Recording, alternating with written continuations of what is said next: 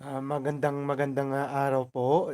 Hintayin lang po natin yung iba na pumasok dito sa ating link para somehow masimulan na po natin ang ating online tutorial on crafting action research proposal.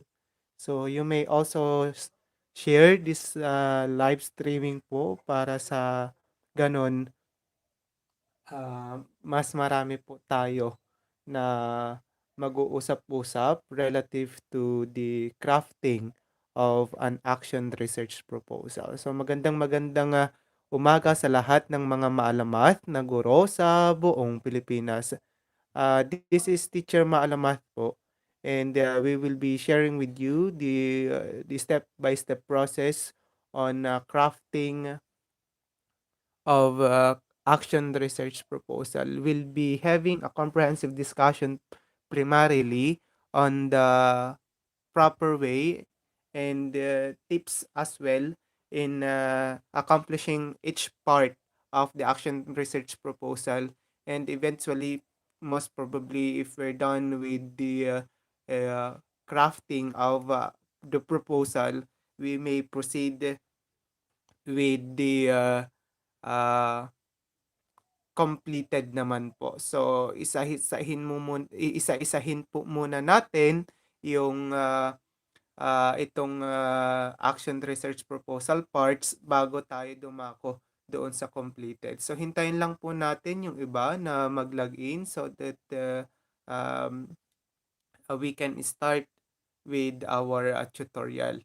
So based on the screen, we will be starting the online tutorial on crafting action research proposal at 7:15 in the morning. And I hope na dumami pa po tayo para somehow uh, mas marami pa po yung makinabang dito sa ginagawa nating action research proposal tutorial. So magandang umaga po muli. So standby lang po muna tayo.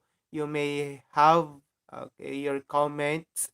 Okay, pwede po tayong magbahagi ng ating mga ideya, nalalaman, or mga katanungan sa pamamagitan ng ating comment section po. So just comment po yung inyong mga ninanais na i-comment po. So standby lang po muna na tayo while waiting for the others to come in.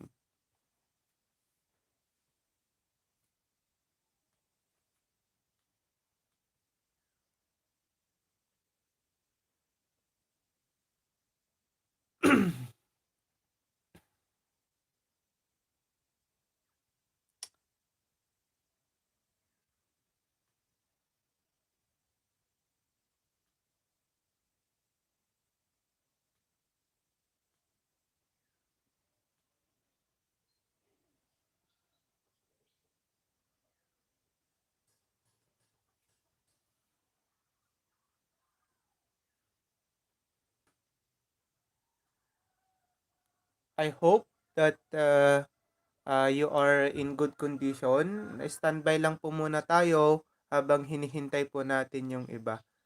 For the meantime, you may just comment muna yung inyong mga conceptualized na mga researches po.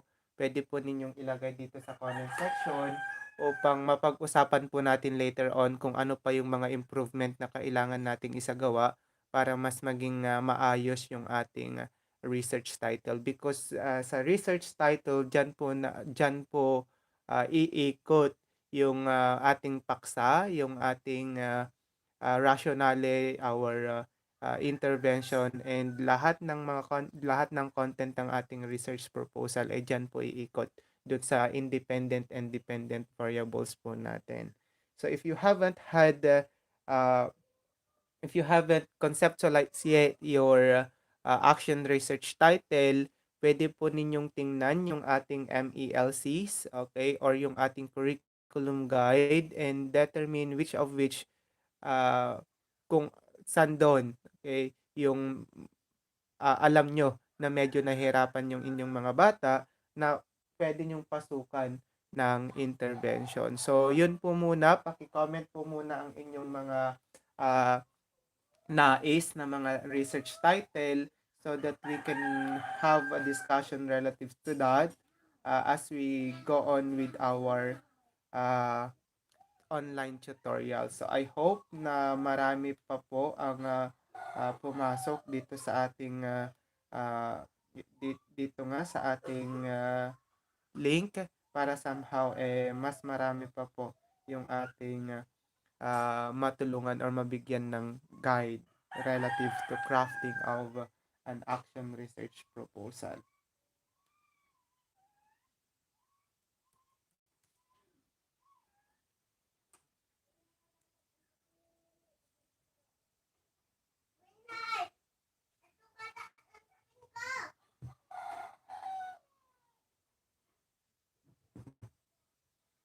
Yun, okay. So, sana paki-share na rin po itong streaming po natin. We are about to start with our tutorial and I hope na mas dumami pa po tayo as we go on with our tutorial po.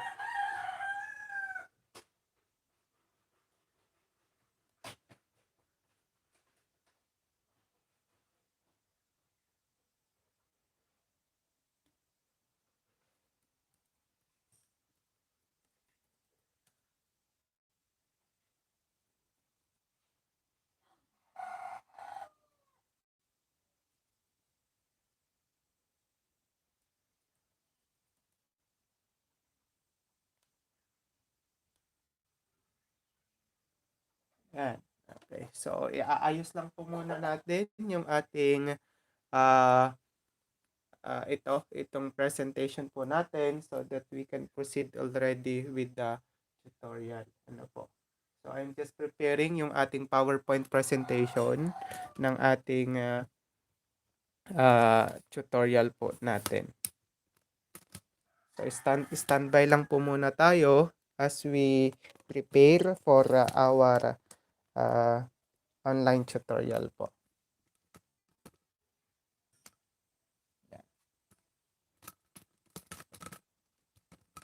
So, magandang umaga po sa ating lahat.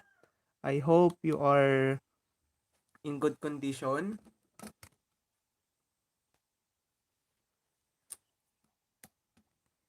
Yan. So, nag-open na po yung ating PowerPoint presentation. So, while it is opening,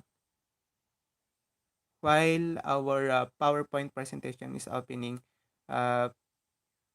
pwede po bang paki-comment yung inyong mga conceptualized research title po? Or meron na po ba kayong na conceptualize na mga researches po or kung baga meron na po ba kayong naiisip na mga problema na nais ninyong solusyonan. So pwede po kayong mag-comment. Pwede niyo pong dito sa ating comment section para somehow mapag-usapan po natin mamaya dito sa ating tutorial. So please share this live streaming po. Mention the names of your co-teachers po. Paki-share po ito sa inyong timeline para somehow makita po natin or makita po nila itong binabahagi po nating action research proposal guide or tutorial. Okay, crafting po ng action research proposal na tutorial. So, yun. Magandang umaga po. So, let's now start with our tutorial. Ngunit bago yan, let's have the research itong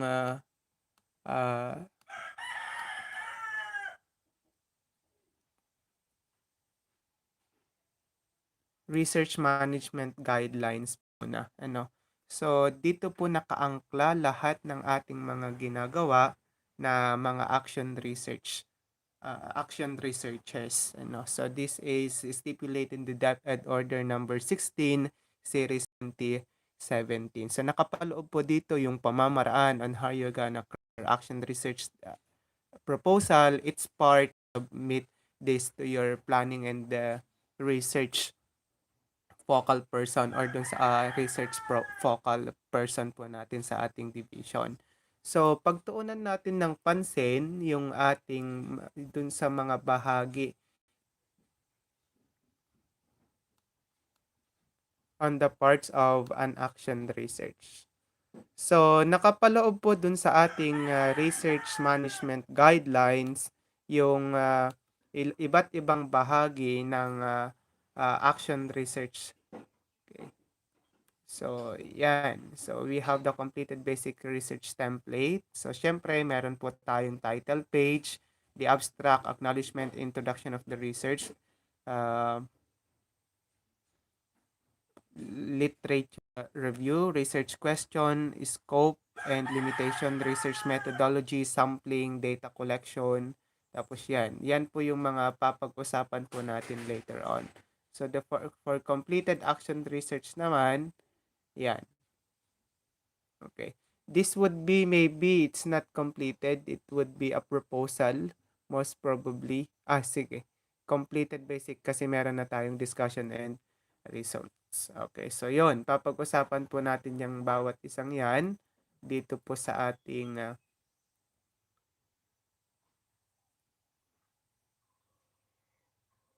tutorial. So, yun, I'm encouraging everyone to please share their ideas. Okay? Pwede po tayong mag-comment.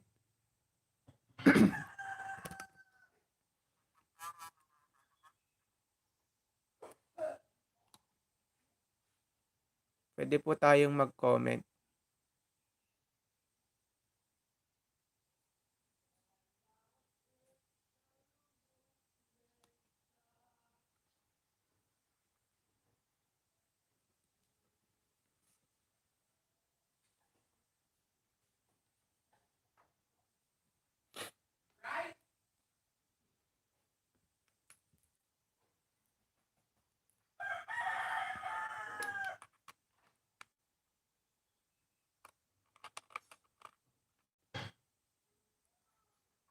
Okay.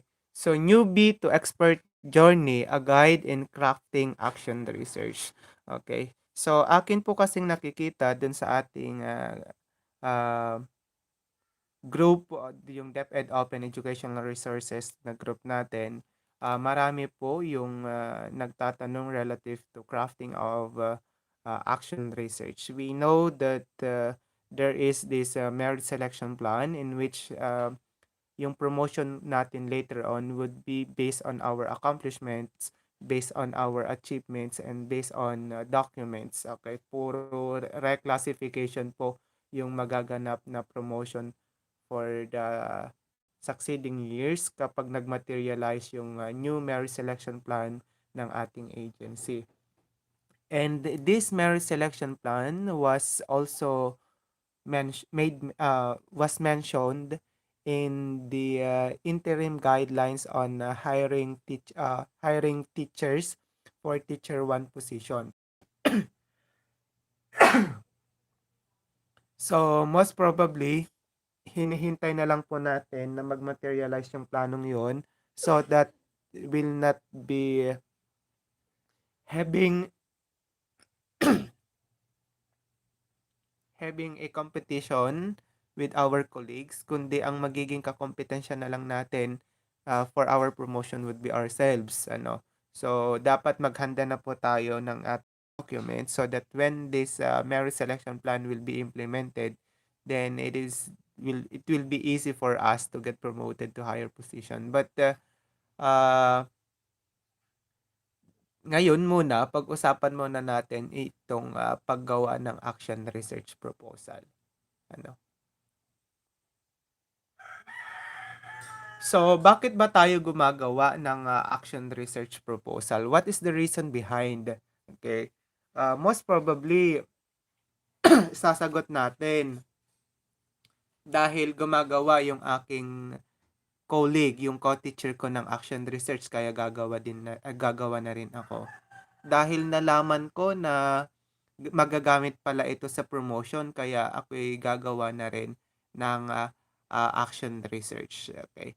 So, yan sa mga kasagutan lang or mga sagot or mga rason kung bakit tayo gumagawa ng action research, no? So, yun po yung pwede po nating maging kasagutan. Pero, dapat wag po nating ah, kumbaga kalimutan yung pinakarason kung bakit tayo gumagawa ng action research.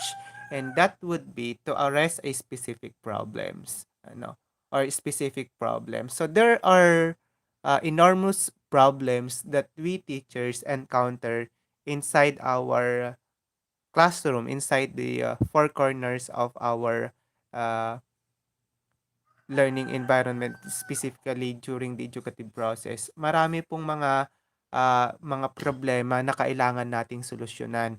Yes, we have problems relative to the accomplishments, our reports, our different problems po talaga na araw-araw ay na-encounter natin. Ngunit, we'll be focusing our attention on the teaching learning process. For the sake of this tutorial, pagtutuunan natin ng pansin yung mga problema na kinakaharap natin na may kaugnayan dun sa ating pagtuturo. So, yun po yung dapat nating maging rason kung bakit gagawa tayo ng action research. And that is to arrest a specific problem. Kailangan nating solusyonan na yung mga problemang iyon, because if that problem will not be solved, then mananatili siyang problema. Uh, Mind you, fellow teachers, if you have that problem solved by yourself, syempre, malaking achievement yon, malaking bagay na iyon, because in one way or another, aside from the fact that you have solved that problem of yours, pwede mo siyang ibahagi sa inyong mga kapwa-guro, because the problem that you have encountered and solved might be encountered by other teachers. And in that sense, pwede mong ibahagi yung solusyon of that problem para somehow pwede niyang magamit yung intervention na yon to solve the same problem. Kung the same problem din yung kanyang na-encounter. So maaari, okay, baka sakali na yung solusyon na iyong ginamit, pwede ding mag-solve dun sa problema na kanyang kinakaharap. So, yun po yung kagandahan niya, that when we have uh, an action research, na-document natin yung mga nangyayari, and when that problem will arise again later on, then you have the basis, or you have something to review about para somehow magamit or masolusyonan mo muli yung problema iyon. So, yan po dapat yung yan po dapat yung isa-isip natin na rason kung bakit tayo gumagawa ng action research. Secondary na lang siguro yung dahil gagamitin natin sa promotion, or sa dahil gumagawa yung ating co-teacher dahil sinabi ng ating boss. Pero dapat primordial diyan, dapat nating solusyonan yung mga problema na may kinalaman dun sa ating pagtuturo. Okay. So, dumako tayo doon sa pag-formulate ng research title.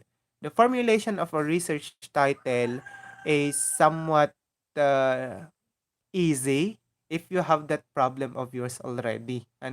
Dito sa formulation of a research title, we'll just gonna consider two variables. Okay? Meron tayong independent and the dependent variable. For the independent variable, this is the intervention. Ito yung magiging solusyon dun sa problema na iyong susolusyonan. So this is the intervention, okay? Ito yung susolusyonan mo. So usually this is the intervention or the strategy that you're gonna employ dun sa iyong in the teaching learning process. And for the dependent variable naman, this is the competency. Okay? So we don't have a problem relative to the dependent variable, because this can be seen in our most essential learning competency list or dun sa ating curriculum guide. So based on the assessments that you have conducted for the previous years or in the previous quarters, pwede mong maging basahan yung mga yon para somehow makita mo which is yung mababa yung nakuha ng mga bata. Okay? Ano yung competency na kung saan hindi na master ng mga bata? Okay? In that sense, kapag meron ka nang na-identify na learning competency nang nangangailangan nga ng immediate solution, yun na yung gagawan mo ng action research. Halimbawa, sige, independent variable, that is the intervention. I just want to give emphasis on this, okay? Independent and dependent variable. Dapat yan yung magkasunod dun sa ating research title later on. Ano? So, ito yung halimbawa ng isang title. Ano po? So, this is a sample of a research title in which we focused, okay, on the performance of the grade 6 learners on solving word problems involving multiplication. Ito yung ating uh, M, ito yung nasa MELC natin, okay? Or ito yung ating uh, learning competency na nangangailangan ng solusyon. Okay? So, if that would be the case, kapag alam na natin yung MELC or yung ating competency, that would be solving word problems involving multiplication of decimals, di po ba? So, kapag meron na po tayong yan, dyan na, susunod ng gagawin ninyo is mag-isip na kayo ng isang intervention na kung saan medyo yes, yes, we can have different interventions, ngunit parang peer tutoring, okay, group activity, mga activity sheets, okay, pwede yung mga yon. Pwede po natin gamitin yung mga yon na intervention, ngunit we have to think of something na hindi pa masyadong ginagamit na term. Okay? Halimbawa, you may have acronyms. Okay? Pwede kayong mag-isip ng mga acronyms na kung saan ipinapasok na ninyo yung intervention. Just want to give emphasis that when you're gonna think of an acronym, wag niyong pagsamahin doon yung dependent and independent variables ninyo. Ano? So pwede na i-incorporate ninyo yung competency doon, pero kailangan nyo pa ring i-mention dito sa research title ninyo kasi meron yung pagkakataon na reading kanya nandun na meron na po yun sa ating meron na yun dun sa ating acronym. Okay? Pero kailangan muna nating halimbawa yung DASPOL. Okay? Meron po tayong halimbawa na DASPOL. Yung DASPOL, domino on adding and subtracting polynomials, DASPOL. Okay? Kapag yung DASPOL po natin,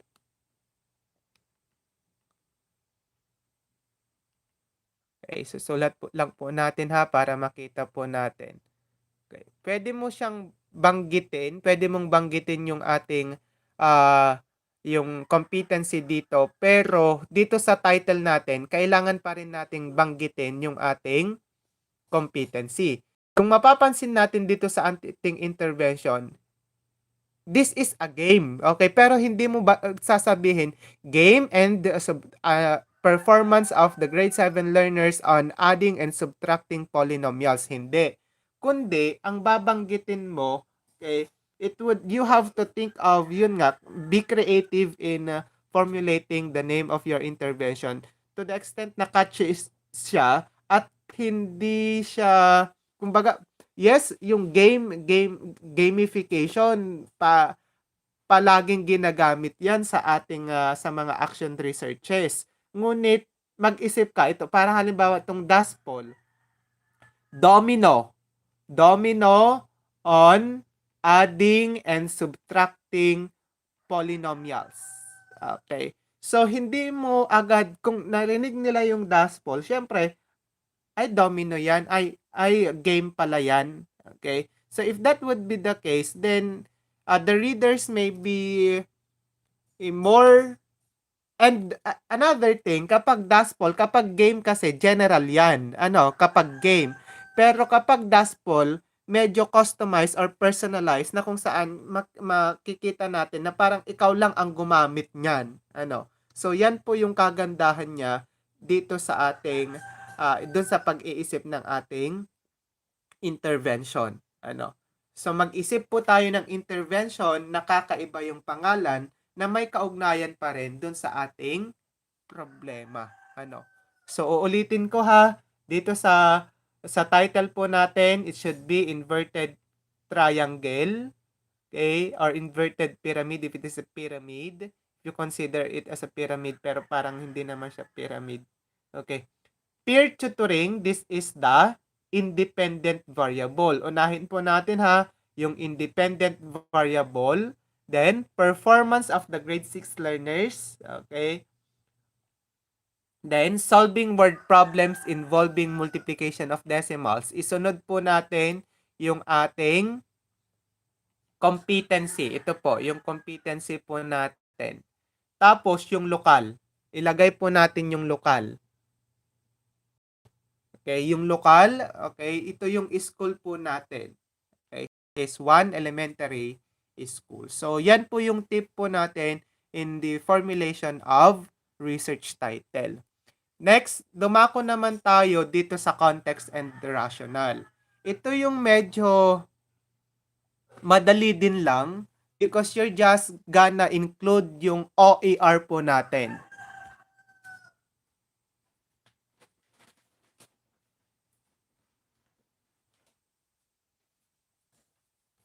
Yun po yung acronym po natin dito sa ating paggawa ng context and rationale. OER. You're just gonna include, ano yung O? That is the observation. Ano yung na-observehan mo doon sa classroom or doon sa mga bata mo, doon sa result ng mga exam. Okay? So, you're just gonna include evidences of the current situation of the class. Okay? Mababa ba yung nakukuha nila mga scores doon sa different assessments na inyong kinakandak? Kung mababa, edi doon ka papasok bilang teacher na nasolusyonan yung problema. Ano? Next, related literature to support the research. Okay. So, you may also include some researches. Hindi naman kakailanganin dito na napakaraming related literature. So, most probably 2 to 3 pwede na pong include na related literature. Ano? So, pwede mong i-include yung mga related studies, okay, yung related literature that support the research. Then, reason of conducting the research. Ilalagay mo na rin dito sa context and rationale yung rason. Why are you conducting this research? Ano yung gagawin mo? Okay? Ano ba yung susolusyonan mo? Next, quantify. Okay? So, dito sa quantify na part, may pagkakataon kasi na doon sa observation or dun sa experiences po natin, lalong-lalo na dun sa mga summative test na kinakandak natin. So, pwede nyong sabihin kasi na most of the students got low scores in their summative test during the first quarter. Hindi po pwedeng gamitin ang most, okay? Or many, okay? Hindi pwedeng gamitin kasi vague po yung mga words na yon. So, we have to quantify. Paano ba ginagawa kapag tayo nagkwa-quantify? You're just gonna have numbers. Okay, halimbawa, 3 out of 4 or 10 out of 15 students got wrong answers in their summative test. Okay? So, i-quantify po natin. Or, 75% got wrong answers or failed scores in their first quarterly assessments. Okay. Or, yun po yung tip po natin kapag nagkwa-quantify po tayo. Ito na, yung binabanggit ko kanina, no, OER. Okay, ano ba itong OER? Observation, experiences, and readings. Okay, itong observation, yung nakikita mo dun sa inyong mga ah, bata, okay? Nakikita mo ba na medyo active sila kapag game ang ginagamit? Okay, so para maipasok mo yung gamification, experiences. Okay, so ano yung mga experiences mo na relative to the learning styles, the learning habit ng inyong mga mag-aaral. Okay, and kung ano na yung mga readings, yung nababasa po natin. Alam po natin that there were many assessments conducted nationally, internationally, na kung saan pwede po nating i-include yon. Pwedeng yung about sa literacy, okay? Pwede din about numeracy. Pwede nyong i-include yung mga yon dito sa ating context and rational. Pero ilimit po natin ha, it's not necessary na 10 or napakarami po yung ating related literature. Ano? Next, dumako tayo dito sa action research questions. Dito sa action research questions naman, logically proceeds from the context. Okay? Then related to the topic, syempre, yung mga katanungan mo dapat may kaugnayan dun sa paksa. Hindi nung nagpo-formulate ka ng mga questions na wala namang kaugnayan sa paksa. Halimbawa, kailan ako ma-promote? Magiging teacher 5 ba ako? Or matutuloy ba yung bigay ng PBB sa March?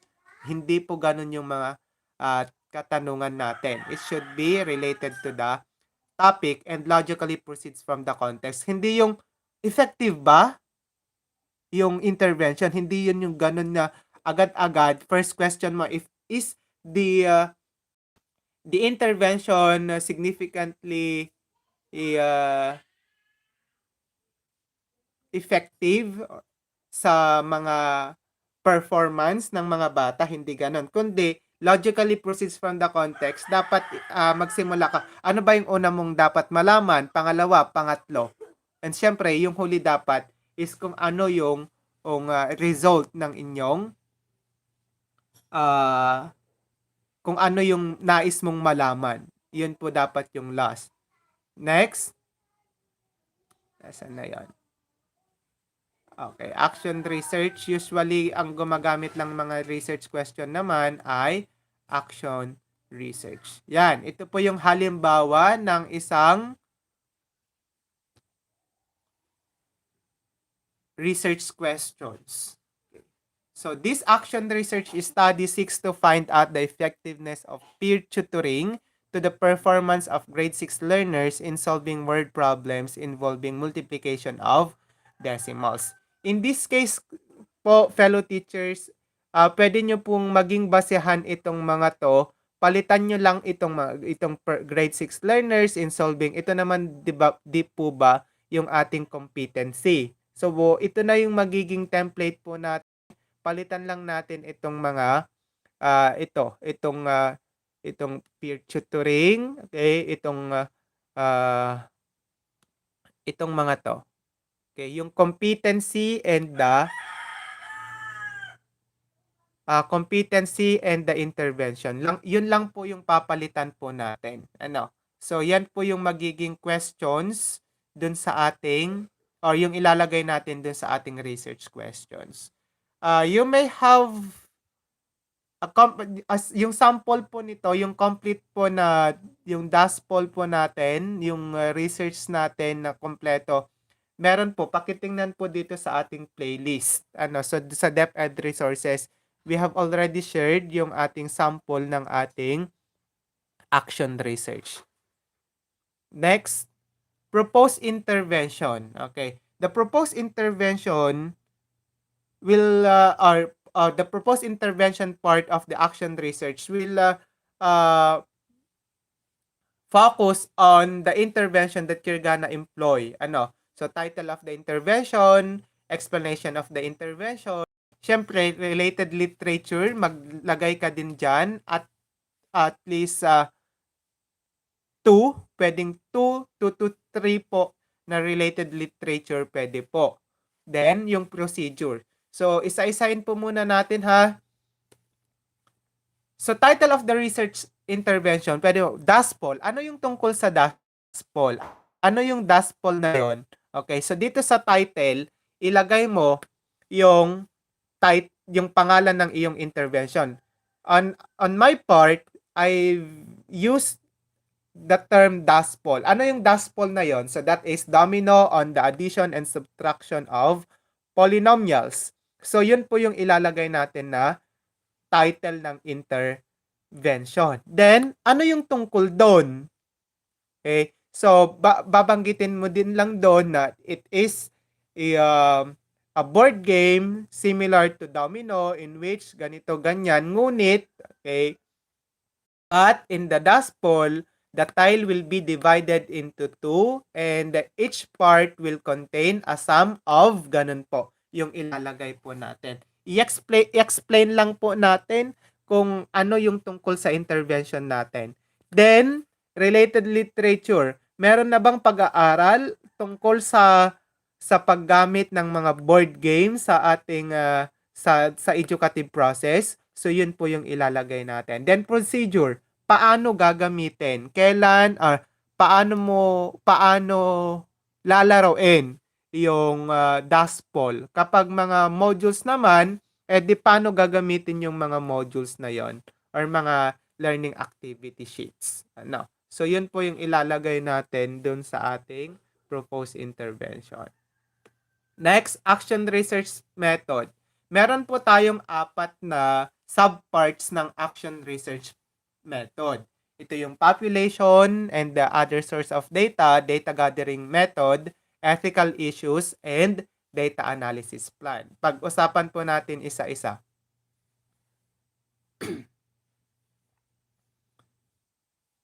Dito sa action research method, yun nga, data population and other source of data. So, syempre, ilagay mo data about the participants. Ilang participants yung iyong gagamitin. Okay? Or magiging respondents dun sa iyong research. Then, yan, ilalagay mo number, characteristics, and sampling procedure. So, pwede mong ilagay 51 grade 7 learners will be the respondents of this action research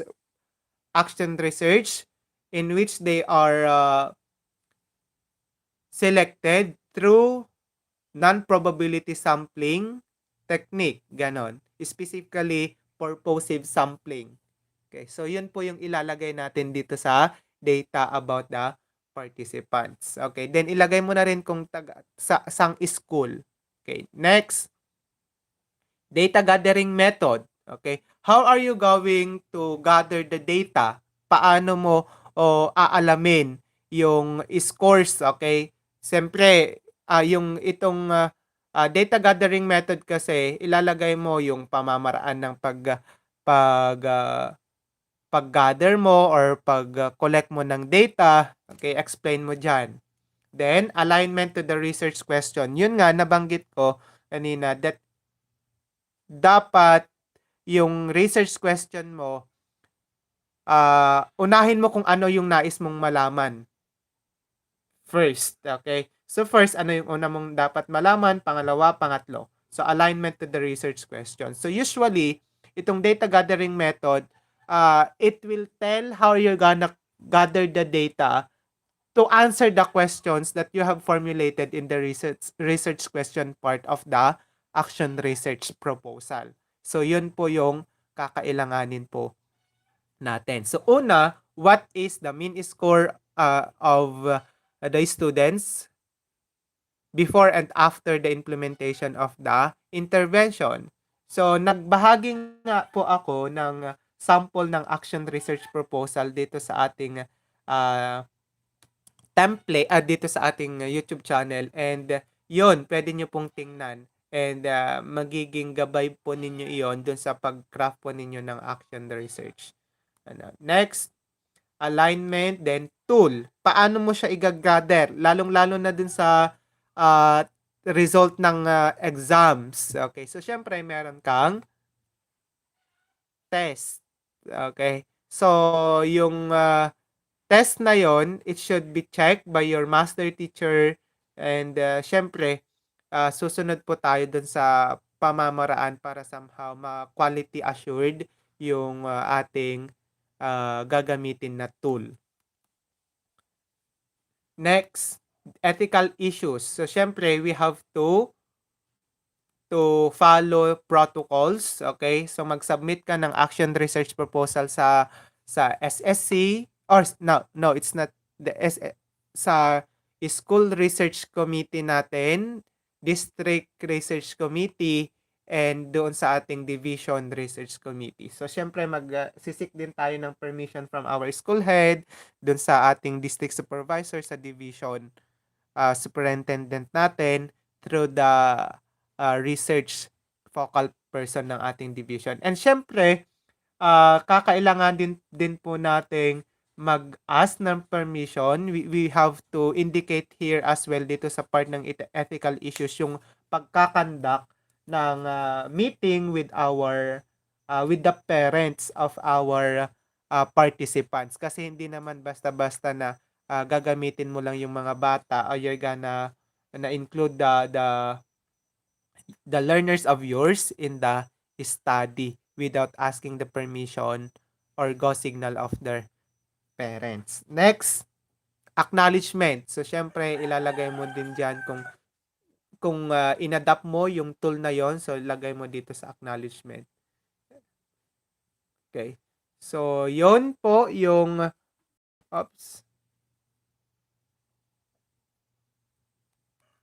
Next, dumako tayo dito sa ating,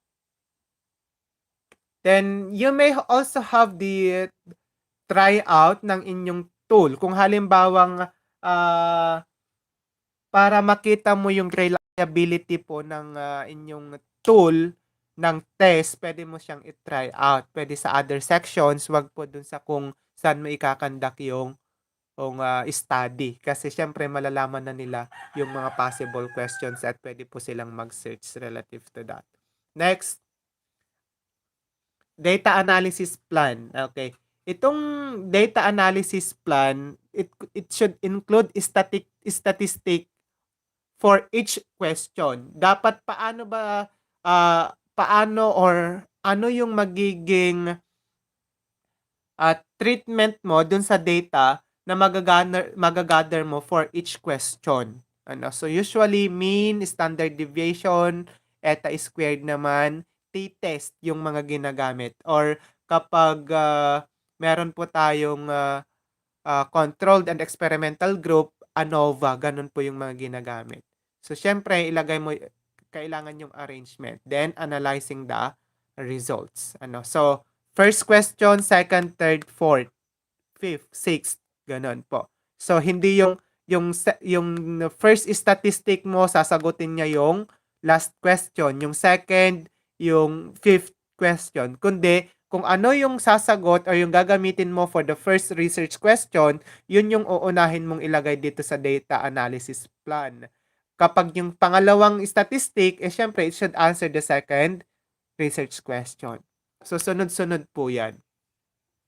Next, work plan. Okay, dito sa work plan, we're just gonna follow the Gantt chart. Okay, so start to completion, meron po tayong pre-implementation, implementation, and the post-implementation. Then, timeliness are realistic. Okay, or yung time po natin ay realistic, hindi yung crafting an action research proposal one day. Okay, medyo mahirap pong mag-craft ng action research proposal. Kaya, yung sa time na ilalagay mo, it should be realistic or it can be achieved, okay? Yung mga activity na yon ay ma-achieve mo doon sa time na nilagay mo. Okay, ito po yung halimbawa ng action research work plan po natin. So we have the pre-implementation, okay, yan po yung mga activities. Mapapansin po natin na yung crafting po natin ay 1 linggo. Then prepares the pre-test 1 linggo din. Then prepares the intervention or strategies. Medyo yan po yung madugo lalo na kapag modules or activity sheets. So pwede mong 2 linggo yung 2 linggo mo gagawin. Okay, then pilots the test materials yung nabanggit po natin, pwede mong i-try out yung result ng yung na craft mo na test. Okay? Yung assessment tool mo or nagagamitin mo dun sa data gathering method mo. Okay? Or dun sa data gathering mo. Then after having the tryout or piloting of the test materials, syempre ifa-finalize mo yung test materials. Ito po kasi, this was our sem break, kaya, or inset po, kaya hindi po natin nilagyan dito. Then, six recommendation from the Cluster School Research Committee, yung mga yan po. So, yan. Ito naman po yung implementation plan po natin. Yan po yung ilan sa mga gagawin natin during the implementation plan. Then, post-implementation.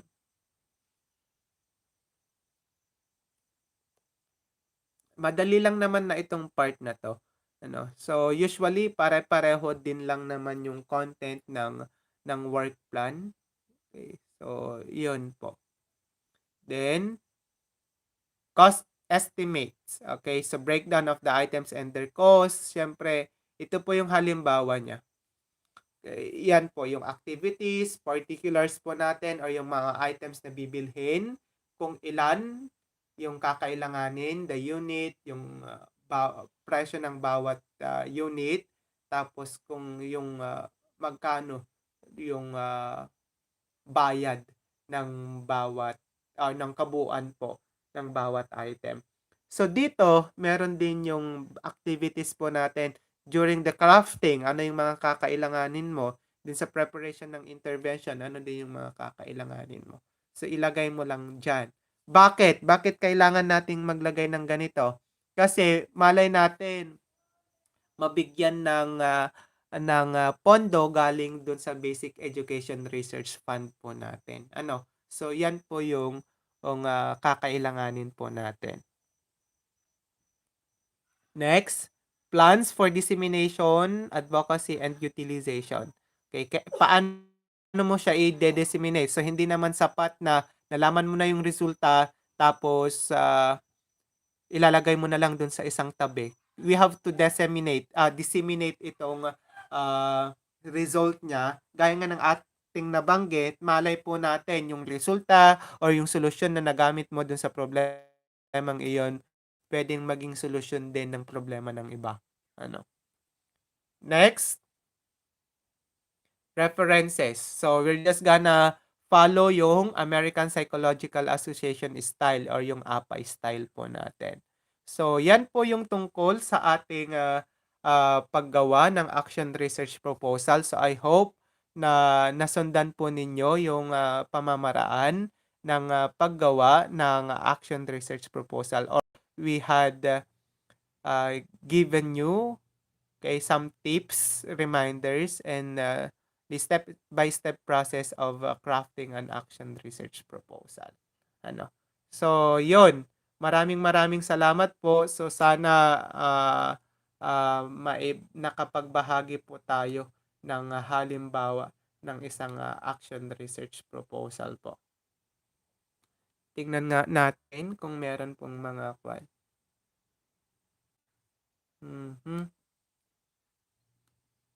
So, yun. Maraming salamat po. Pwede po tayong mag-comment kung halimbawang meron po tayong mga katanungan.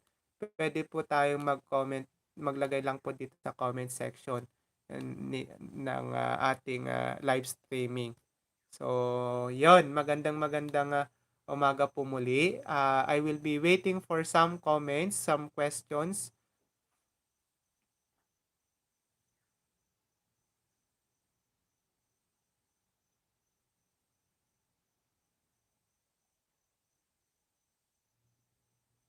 Okay, mga katanungan po.